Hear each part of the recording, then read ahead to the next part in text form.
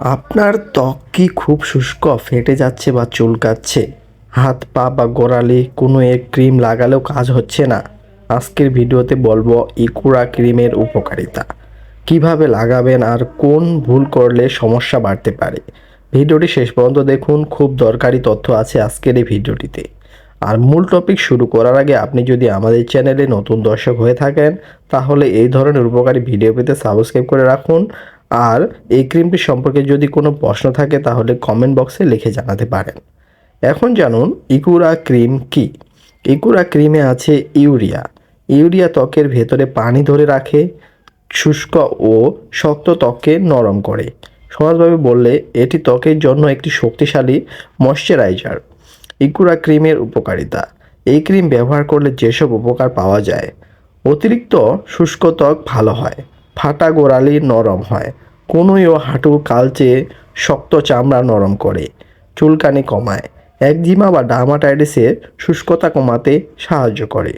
নিয়মিত ব্যবহার করলে ত্বক মসৃণ হয়। ইকুরা ক্রিম কীভাবে লাগাবেন? সঠিক নিয়মটা খুব গুরুত্বপূর্ণ জানার জন্য। প্রথমে জায়গাটা পরিষ্কার করে শুকিয়ে নিন। অল্প পরিমাণে ইকুরা ক্রিম নিন।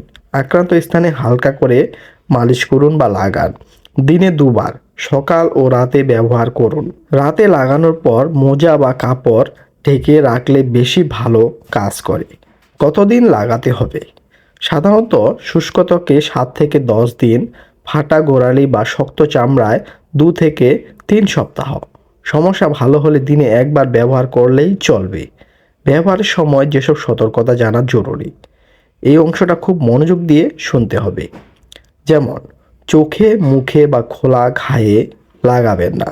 খুব জ্বালা করলে সাথে সাথে ধুয়ে ফেলতে হবে। শিশুদের ক্ষেত্রে ডাক্তারের পরামর্শ ছাড়া ব্যবহার করবেন না। স্টেরয়েড ক্রিমের সাথে নিজে নিজে মিশাবেন না। অনেকেই যে ভুলটা করেন, অনেকে ভাবেন বেশি লাগালে তাড়াতাড়ি কাজ করবে। এটা সম্পূর্ণ একটি ভুল ধারণা। অল্প লাগালেই যথেষ্ট এবং পরিমাণ মতো এটি ব্যবহার করতে হবে।